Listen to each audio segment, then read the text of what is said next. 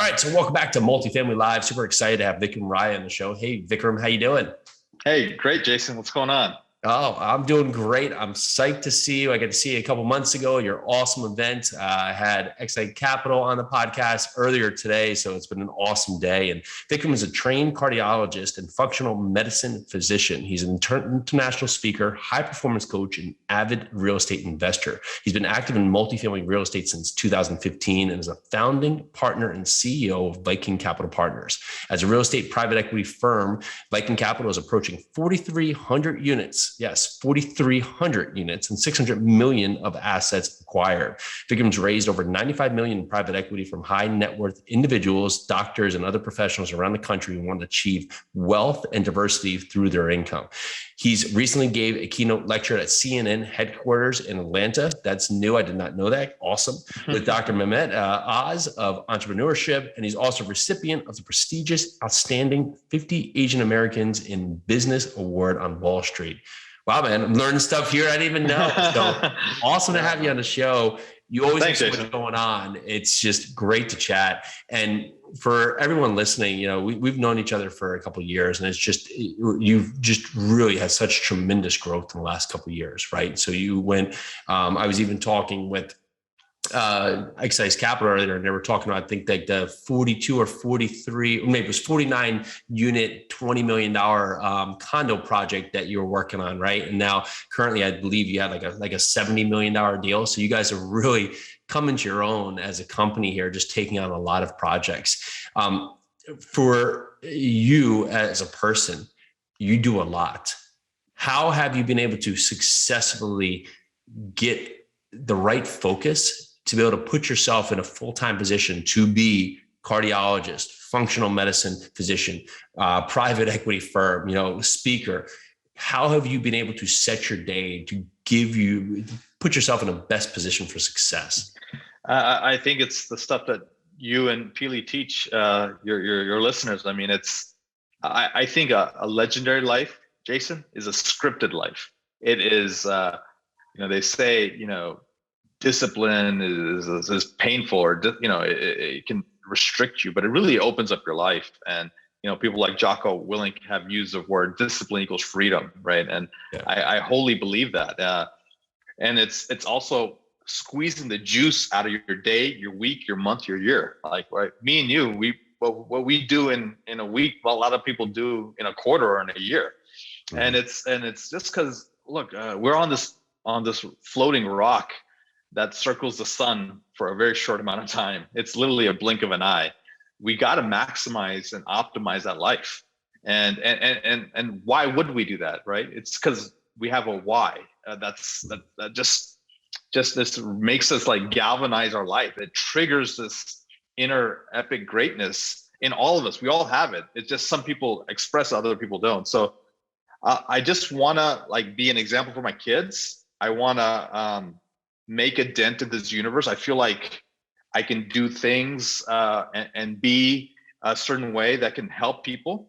It's what drives me, because once, all your needs are met, right? After a couple of deals in multifamily, you're okay. I mean, you can buy a nice car, live in a good house, take a couple of vacations. And that's what most people think is reasonable enough. But after that, what's your drive to go further? And for me, it was like, look, who can I help? Like, how can I elevate the people around me? And that's just because I'm so interested in learning and growing.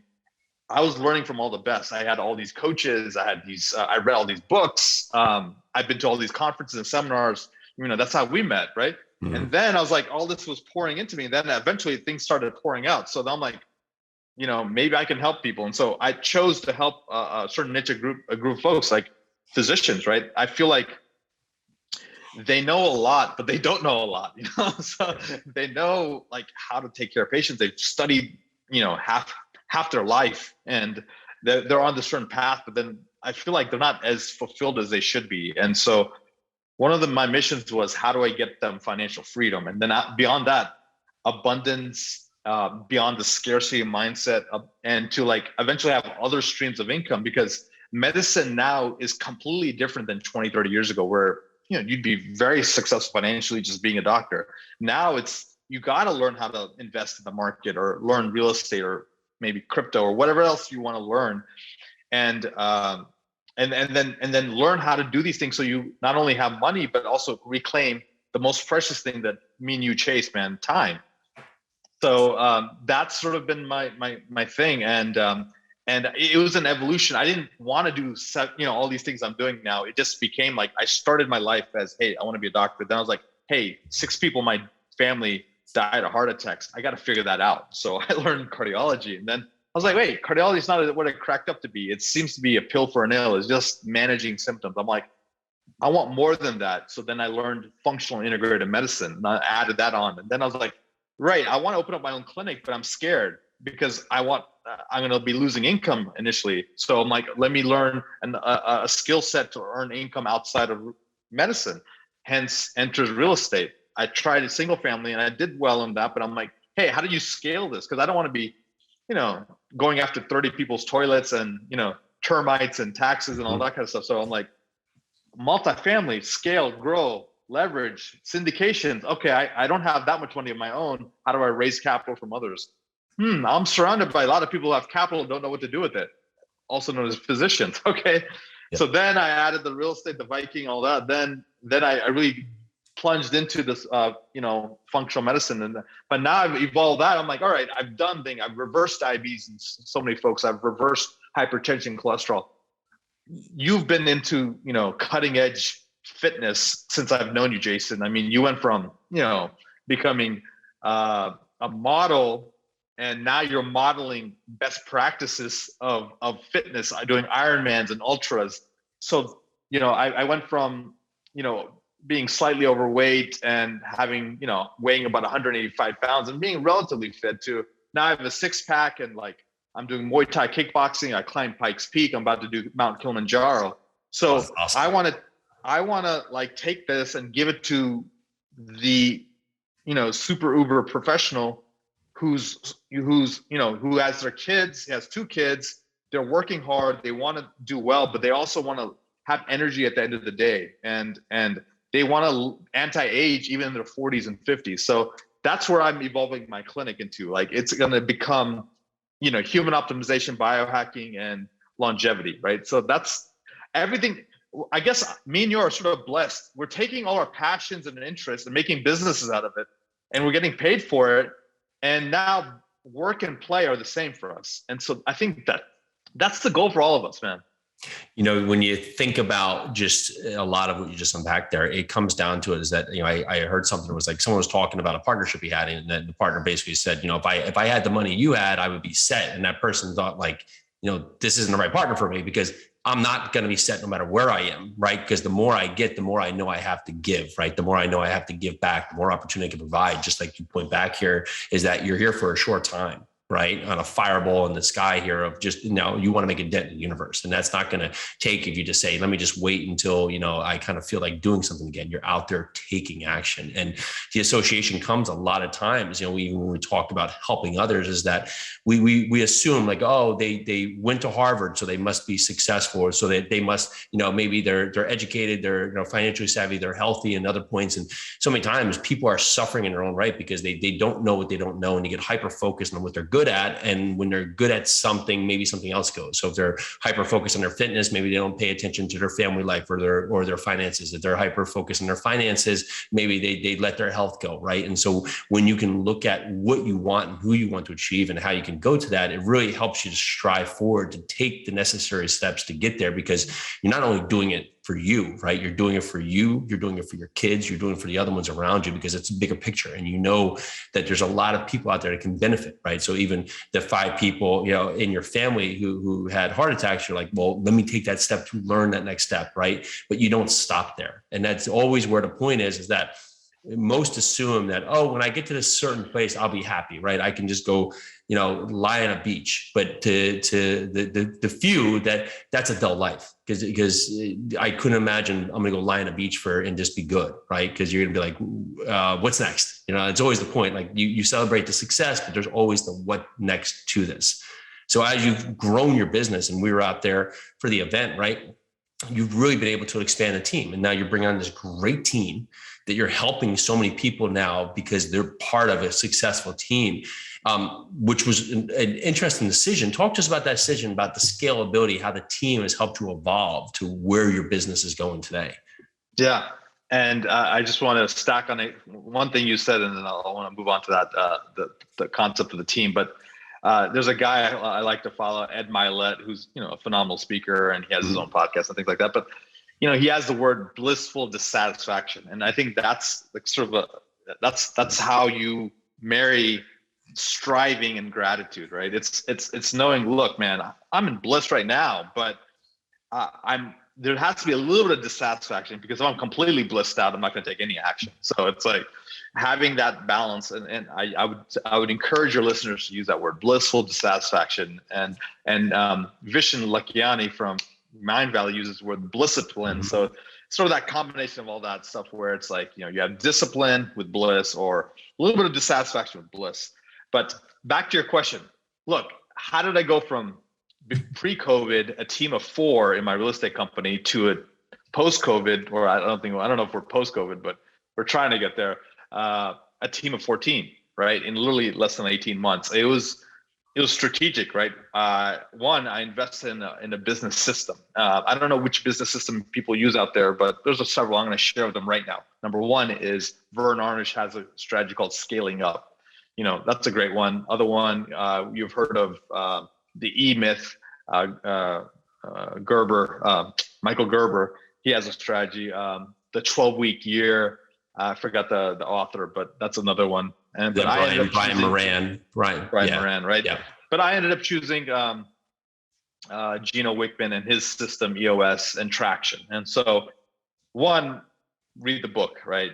People referenced it. A lot of people, hear it, they understand it, but there's something about actually reading it and implementing it. There's PDFs online. Download them and do them. Like go take your team out for a weekend. You guys go somewhere where you all huddle up and you work on the business instead of in the business. And then, as Jason's hinting at, you at some point have to realize, I can't be an operator. At some point, I need to learn to transition to become the owner, right? Yeah. And that concept was a buzzword, and now it actually became a mandate. So going from a buzzword that everyone throws out on all these podcasts and books to actually becoming a mandate on my vision board on how that's going to be executed, manifested, and produced. And so we took Viking from a small regional player that only invests in Atlanta to now we're a nationwide entity. Everyone knows us, and we're on our track to $1 billion. And I knew that I can't do it by myself. And I also need to know that before this whole journey, Ravi's my partner, Ravi Gupta, another physician, smart guy, one of my closest friends, and my buddy in building this business. We're afraid to call each other anything but we're both co-founders. We wanted to be equal.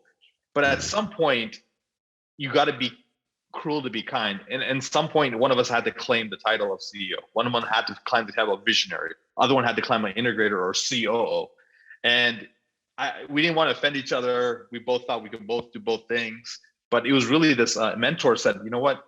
You're the guy who's coming up with the vision, the ideas. You're the CEO. You're the guy who actually knows how to execute and keep the trains running on time. You're the CEO. And that was it was a small shift, but it was a big shift in a way, because then it unlocked me I don't have to worry about the details. I can just keep coming with the ideas, the visions, and guide us forward. Then this person said, okay, you know what? Fine. He can come with ideas, visions. I'll tell him half the ideas suck, and the ones that are good, I'm going to execute on, And that was helpful. Number 2 was we started we knew we had all the different roles of the team. Now we had to fill them up. Initially, my name and his name were on everything. And then we slowly started interviewing. You know what? We had to have faith that we're going to grow the company. And so we ended up hiring first and building it to where it needs to go. And then it's like having the faith to do bigger deals, because when you do bigger deals, you get obviously more fees, more returns, but eventually you get more profit, and you get and it forces you to get more investors. And when you get more investors, you're growing your company. And then how do you get more investors? You have to force you to do marketing, right? And then you started doing the friends and family 506B. Then you started learning how to do 506C, which is learning to market. So, oops, I'm so excited, man. I'm knocking over things here. So then it forces you to like, use different channels. Like we never knew how to do thought leadership in the way that it should be done. And so deals, like vision forces us to do big deals force us to get big team forces us to do big marketing, and more marketing got us more investors. And then we're like, okay, how do we go next level? And we had like, now we've already have a 10-year vision. Like that's already in place. I never had a 10-year vision before. And it's interesting, companies in Japan have 100-year visions, right? We in America are so narrowly focused, and we're not patient. And one of my favorite authors, Naval Ravikant, says this. He goes, be impatient with your actions, but patient with your results. And so I love that. And so that's how we grew from a small little company to this, a growth trajectory that's exponential. When you talk about that, it is the short term, right? Everything is short term now. Everybody looks in the short term horizon. And that's why so many get stuck in the life they don't want, because they don't want to sacrifice or potentially sacrifice the short term gain, right? So maybe I don't want to take a little bit less money, or I don't want to not have pizza tonight, or, I don't want to miss out on this Netflix show that I'm really into, right? But the long-term payoff, because they can't see it. And most of it is built in is that maybe they haven't had that success before. So they can't visualize it in their mind. So they assume that it's so far out of reach, right? But the only way to get there is take that first step, right? So impatient action, right? Be impatient with your actions. You have to take the action, right? So I remember, my first 100-mile race, I'd never done one before. So if my mindset was, well, I guess I just can't do it, right? But what's the next step? We'll take the first step, right? Take the first step, figure out the second step, right? And that's a lot. So you started hiring and building the business based on putting people in seats and saying, okay, how are we going to do this and going forward? And separating your roles is just massive, because I've been there in partnerships too, is that we don't want to offend each other, right? But sometimes it's not going to offend each other. It's what needs to be done for the business to be successful. And you'll see a lot of businesses die because they don't want to have the tougher conversations up front. They want to just make everybody happy, right? They don't want to have the tougher conversations up front that may not even be tough conversations, but just need to be done because we want to be polite, because we're looking at that short term of what it might do, and not looking at, the 100-year focused mindset of where it go.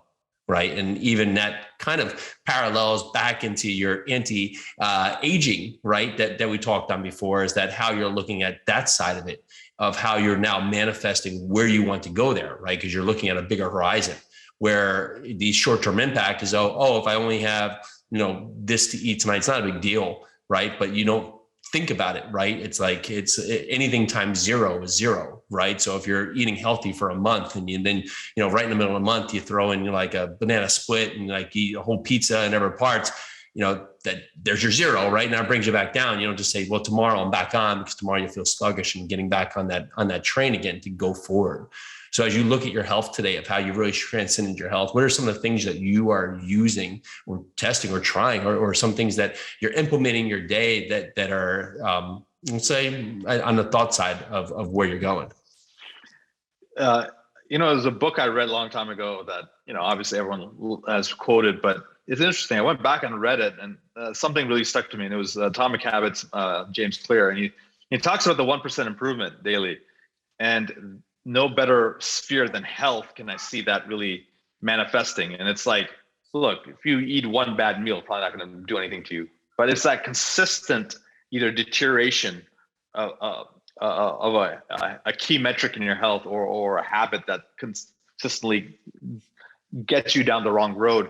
It's like, we before we got on this conversation, we're talking about how your family lives in Hawaii, and I just came back from Hawaii. And it's like, if you're going from LA to Hawaii, if you're just 1 degree off, I've noticed it for the first few miles, but if you go 100 miles out, 300 miles out, 1,000 miles out, you're in a completely different, you're in New Zealand, maybe you're not in Hawaii. Yep. So that's exactly what happens to your health. So I'm at the point where I'm already thinking, look, I want to be 150, maybe 200 years, maybe the technology will be there to sustain me in a different way. So I want to have everything that I can to not only be there for my children, but my grandchildren, maybe my great-grandchildren. And I also, a lot of people say, you only have 50 years of healthy life, and the rest is just sort of, you're just getting by. I'm like, no, I don't want that. I want to challenge that. I want to transcend that. And so, and the other thing I've seen is, I know a lot of wealthy people, but I know very few wealthy and healthy people. Yeah. And I want to be one of those, because then I could enjoy my wealth for a longer time frame, right? So, and if you talk to anyone who's really made a lot of money, they would give everything they have for just one more day of optimal health. And so that's why I think they're intertwined. And many people sacrifice, the Dalai Lama says, the first half of our life, we sacrifice our health for wealth. And then the second half of our life, we're sacrificing all our money we have to get our health back, right? So back to what you're saying, what am I doing? I am thinking about my body as systems, right? I'm thinking about like in terms of exercise and fitness, I think cardiovascular, HIIT, stamina, endurance training. I'm thinking measuring peak VO2. I'm measuring heart rate variability. Number two, I'm thinking flexibility. Either it's martial arts or it's yoga or it's a specific stretching program that like really loosens all my muscles. I'm using something called Hyperice, which is a vibration gun. Theragun is another version of that. There's a whole protocol you follow. A lot of the NBA is starting to use that for all his athletes. I do temperature therapy, which is, it can be cryo or cold showers, or it can be heat, which is infrared sauna. Then there's something called ultrasound therapy, which is pulse EMF, pulse electromagnetic frequency therapy. Then I'm using electrical stimulation. There's something called NeuFit, NEUFIT. A lot of the Marvel people in the Eternals movie, they used it in their training to get hypertrophy in a quicker way. Huh. And then I'm using supplements and biohacking. So I'm thinking like, all right, one of my favorite supplements I recommend for a lot of people to take is something simple. If you had to take just one supplement, this is a super supplement. Athletic Greens is a very good one. And then for like really complete protein source, if you're vegan or vegetarian, is Kachava, Ka''Chava. Yeah. It's a great sort of super shake. But otherwise, if you're weight training, creatine is something reasonable to take if you really are pushing your body for recovery. And for sleep and restoration, I'm doing meditation, I'm doing Wim Hof, and I'm doing something called NeuFit, NEU-FIT. I'm sorry, not NeuFit, NUCALM, NewCalm. This is used by special ops forces, Major League Baseball, NFL, NHL, things like that. And what it does is there's several states of frequency that our brains are in. There's in the active state, which is beta, then it's alpha, then you go to theta, delta, and then gamma. And so what happens is the delta and the theta are where you really go into restoration. Normally we get that only in sleep, but this technology, which involves stimulating, it's a sticker that's, you can sort of see one on my wrist here. Oh yeah. And then there's a nightshade you wear, as well as high frequency binaural beats, and it just drops you directly into that in a very short amount of time.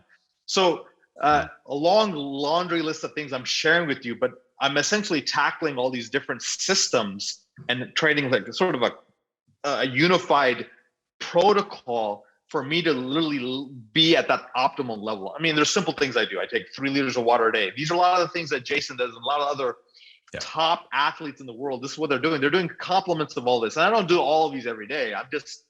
I create sort of this chemistry, this alchemy of high performance. And this is what we as professionals in the real estate world, in the medical world, in the business world need to do on top of all the other stuff we're doing, so we can get that 1% that if we do this consistently, we can maintain this high level of performance. Otherwise, there's something that we all know happens called burnout.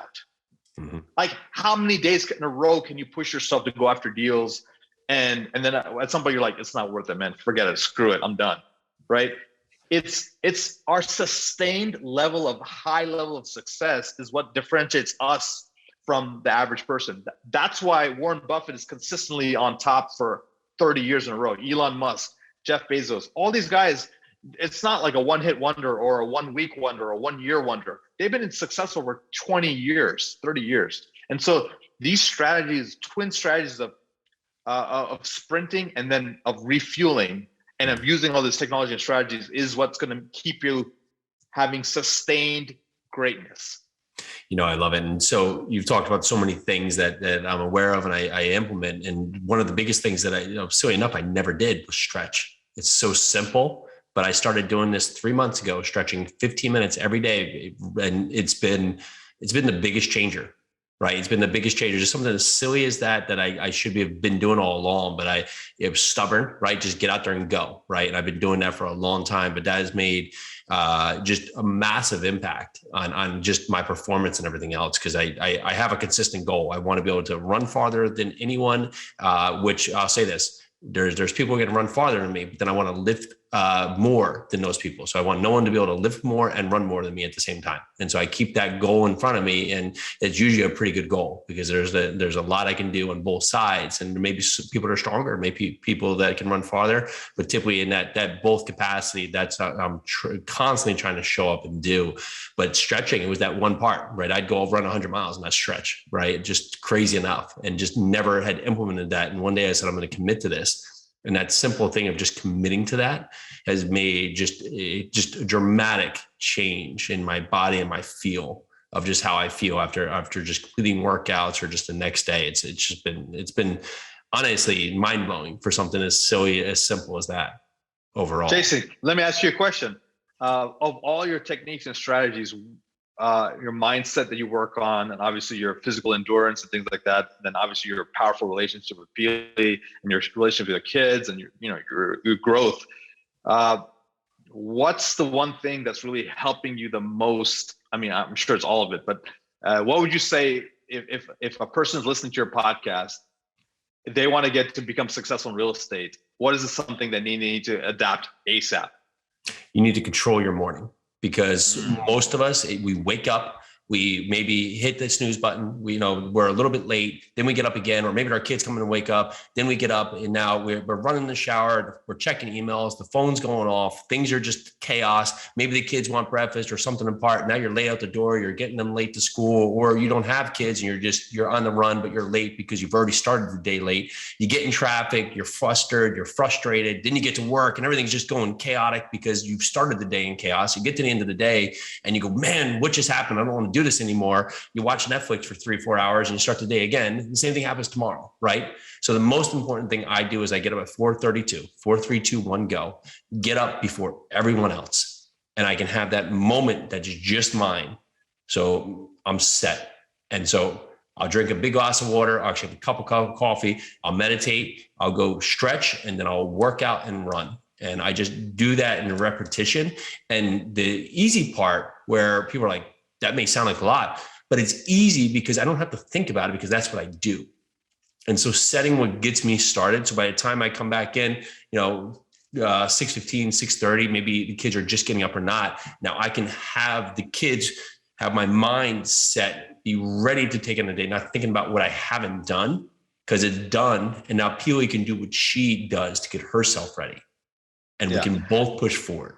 So I like to just, for the listeners, like two things. One, it was identity integration, right? It was not a choice. It's who he is, he said. It's his identity.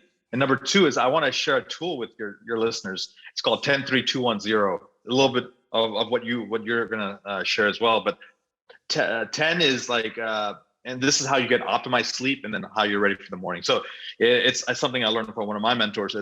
10 is stop caffeine 10 hours before you plan to go to bed. Then it's the 10-3 is 3 hours before your bed, no food and no alcohol. 2 hours before your bed, no more work. You turn off your work, your brain. 1 hour before bed, no screen time. And then 0, exactly what you said. 0, the times you press snooze, right?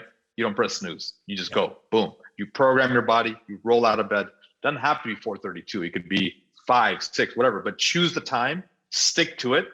And there's no difference. Weekends and weekdays, no difference for us high performers. You treat it the same. And as a physician, I can tell you physiologically, your body likes it that you stay the same weekend and weekday. It isn't like you switching it up. So we'll end with that. Yeah. No, it's super great. And so I want to be respectful of your time here, man. So thank you. I'm going to have you come on again. We're going to talk either strictly multifamily or strictly health, because these are just awesome to talk about here. But routine, it like the same thing, Jocko Willink, discipline is freedom, right? It's that same part of just how you're showing up each day. And there is no, I can't wait for the weekend, because we're already doing what we want to do, right? So the weekday is our weekend, or whatever, however you want to phrase it. The day is the day. We want to do it. So thank you for all you shared with everyone listening today. Love your story. Love everything you're doing. For everyone listening, what's the best way to learn more about you, Viking Capital, any of the other businesses you want to put out there? Yeah. VikramRaya.com is my main website. If you want to connect with me on LinkedIn, linkwithvik.com, LINKWITH, Vik.com is a great way to get a hold of me. And then my real estate company, if you're interested in learning more about our projects or working with us, is VikingMultifamily.com. That's awesome. Thank you so much for coming on the show. Cheers, man. Awesome. We'll talk soon. Talk soon.